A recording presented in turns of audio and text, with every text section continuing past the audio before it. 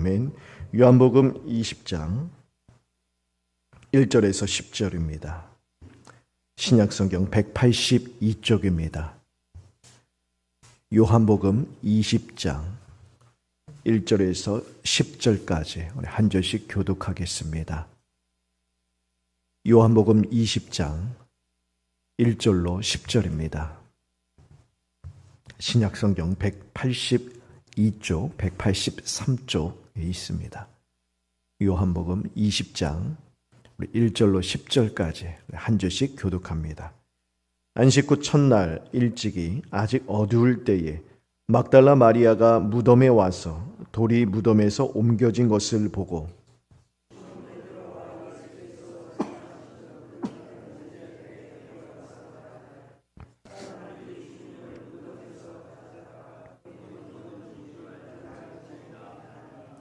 베드로와 그 다른 제자가 나가서 무덤으로 갈새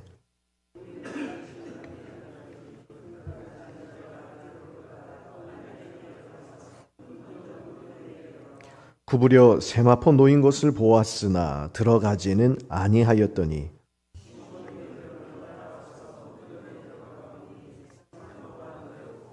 또 머리를 쌌던 수건은 세마포와 함께 놓이지 않고 딴 곳에 쌌던 대로 놓여 있더라.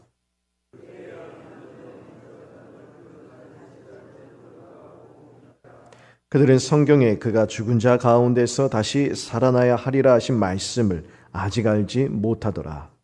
이에 두 제자가 자기들의 집으로 돌아가니라. 아멘.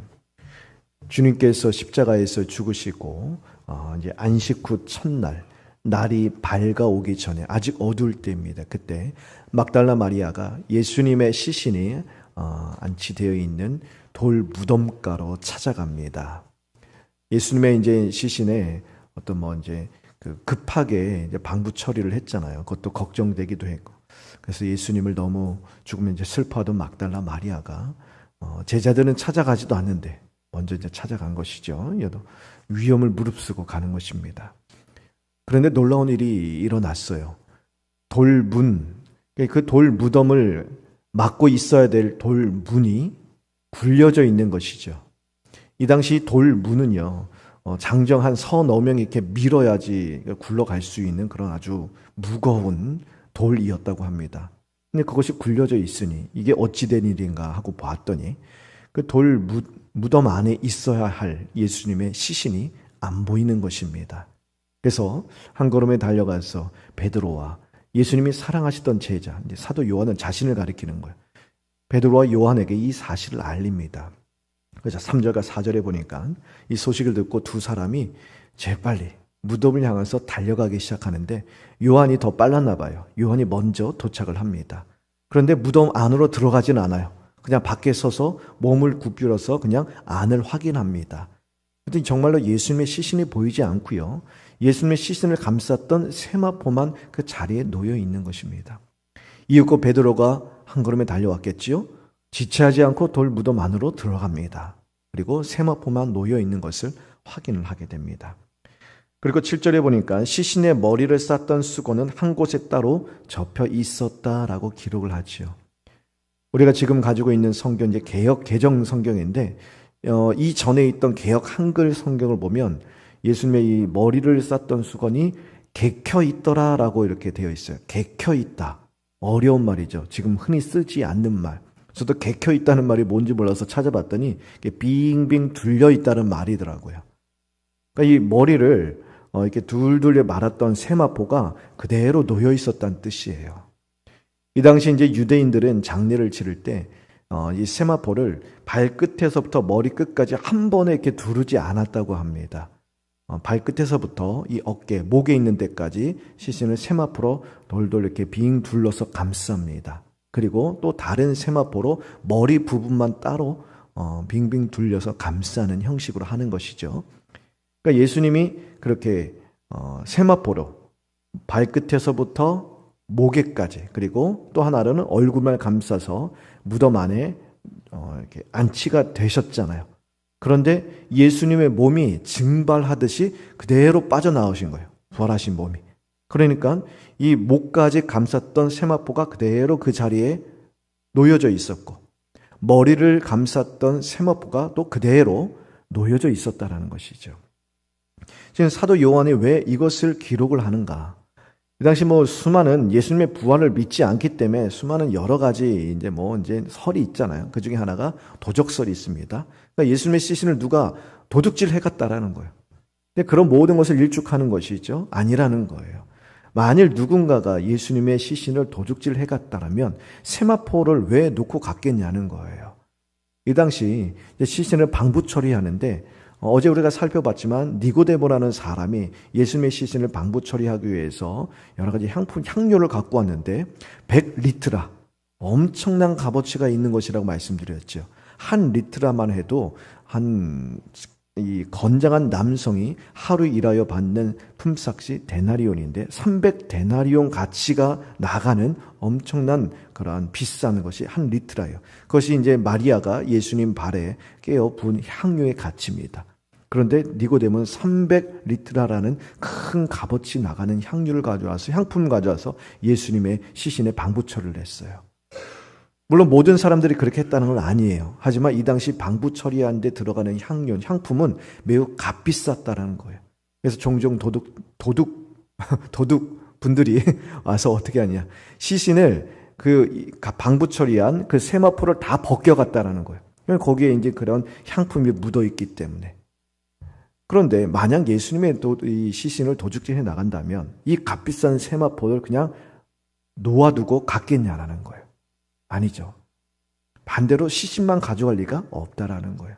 그리고 누군가가 예수님의 몸에서 이 세마포를 벗겼다라면 그렇게 가지런히 놓여 있을 리가 없다라는 것이죠.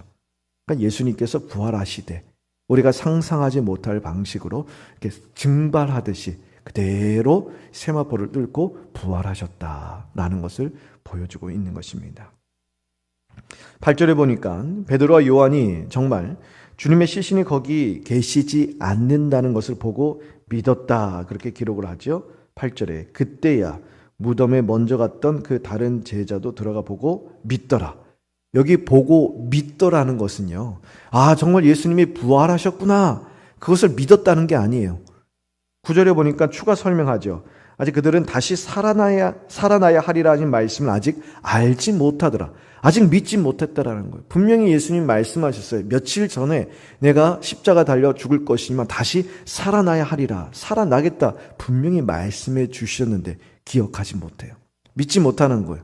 8절에 여기에 보고 믿더라는 것은 부활하신 예수님을 믿었다는 뜻이 아니라 예수님의 시신이 정말 없구나. 그것을 보고 확인했다는 뜻이에요. 나중에 이제 21장에 가서 부활하신 예수님이 그들에게 직접 나타나시고야 그들은 부활하신 예수님을 믿게 되는 것이죠.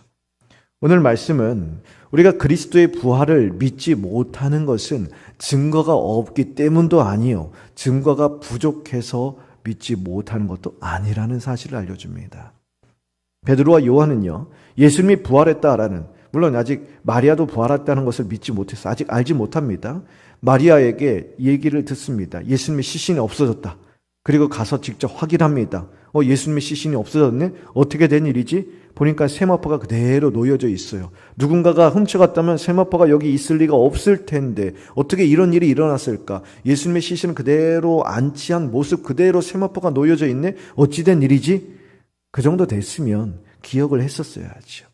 예수님의 우리가 최후 만찬을 가질 때 그 전부터 우리에게 이렇게 되리라 말씀해 주셨는데 정말 예수님이 십자가에 죽으신 걸로 끝난 게 아니라 다시 살아나셨구나 기억을 하고 믿었어야 하는데 그러지 못했습니다.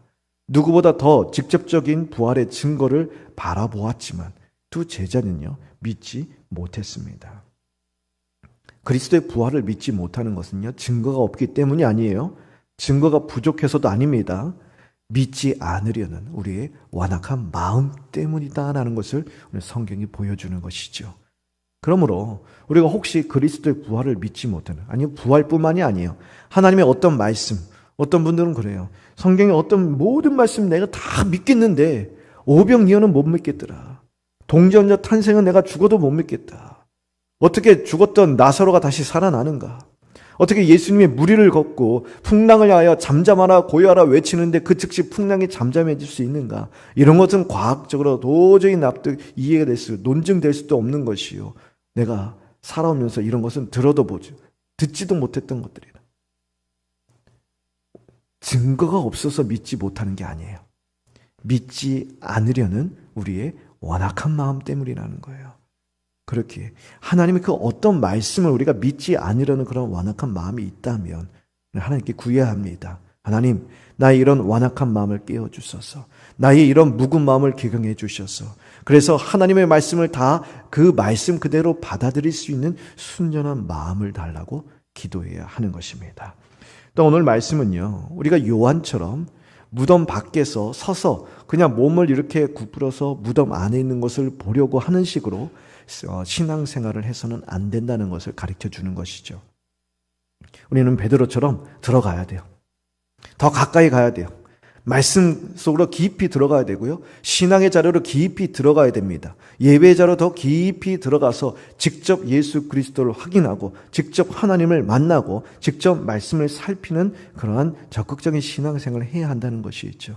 다른 말로 하면 그냥 주일날 와서 그냥 예배 한번 드리는 걸로 만족하는 신앙생활이 되어서는 안 된다는 것이죠. 더욱더 우리가 말씀을 파고 들어야 돼요. 예배 가운데 우리가 여러 가지 환경적인 제약이 있어서 내가 그 시간밖에 예배를 드릴 수 없다. 개인적으로 하나님 말씀을 가까이 하고 더욱더 기도의 자료로 나아가서 우리 말씀을 통하여 우리가 믿는 예수 그리스도가 어떤 분이신지, 과연 우리의 신앙이란 것이 무엇인지, 기독교 신앙이 무엇이고 복음이 무엇인지, 하나님이 나를 사랑하신 그 사랑이 얼마나 놀랍고 위대한 사랑인지를 더욱더 확인하고 더욱더 바라보고 더욱더 묵상하는 신앙의 자리까지 나아가도록 신앙의 열심을 품어야 한다는 사실을 가르쳐주고 있는 것입니다. 또 오늘 말씀은요, 부활하신 주님의 몸은 우리의 몸과는 전혀 다른 성질의 것임을 보여주고 있지요. 주님은 이 세마포를 이렇게 증발하듯이 쭉 이렇게 부활하셨잖아요. 우리가 이해할 수 없는 몸이에요. 부활하신 주님의 몸은. 우리가 갖고 있는 몸과는 전혀 다른 몸이란 것이죠. 그래서 사도 바울은 고린도전서 15장에서 예수님께서 이 땅에 다시 오실 때 죽은 자들이 육신이 부활한다고 가르칩니다. 우린 영혼만 구원받는 게 아니에요. 육신도 구원을 받습니다. 사도신경에 몸이 다시 사는 것과 영생을 믿습니다. 우리가 고백을 하잖아요. 죽은 몸이요, 다시 부활을 합니다. 그때 우리의 몸은 어떤 몸이냐? 부활하신 주님과 같은 신령한 몸이 된다라는 거예요. 우리는 이 땅에 살아가면서 우리의 몸이 점점 쇠약해집니다. 시간이 지나가면서 연약해지기 마련이지요. 하지만 부활하신 주님이 가진 몸은 그런 몸이 아닙니다. 우리가 다 이해할 수 없는, 우리가 지금 이 땅에서 가질 수 없는 몸이에요. 전혀 다른 신령하고 영광스러운 몸. 그런데 우리가 그 몸을 입게 될 것이라고 성경은 가르치고 있는 것이죠. 우리의 지금 몸은 세월이 흐르면서 연약해지고 병들 수 있습니다. 점점 더 연약해질 것입니다. 하지만 우리 앞에는요, 예수님의 영광스럽고도 신령한 몸을 덧입을 날이 있다라는 거예요. 최상의 날이 우리 앞에 있다라는 거예요. 이 세상을 살아가면서 여러 가지 질병을 걸리고 아프고 또한 그 질병으로 인해서 괴로울 수도 있습니다. 하지만 우리는 장차 질병이 결코 해할 수 없는 그리스도와 같은 신령하고도 영광스러운 몸을 입게 될 그런 날이 우리 앞에 있다라는 거예요. 이것이 우리의 소망입니다. 질병으로 괴롭고 삶의 일들로 힘들지라도 우리 앞에 놓여있는 이 산 소망을 붙드시며 힘을 얻는 하루가 되기를 간절히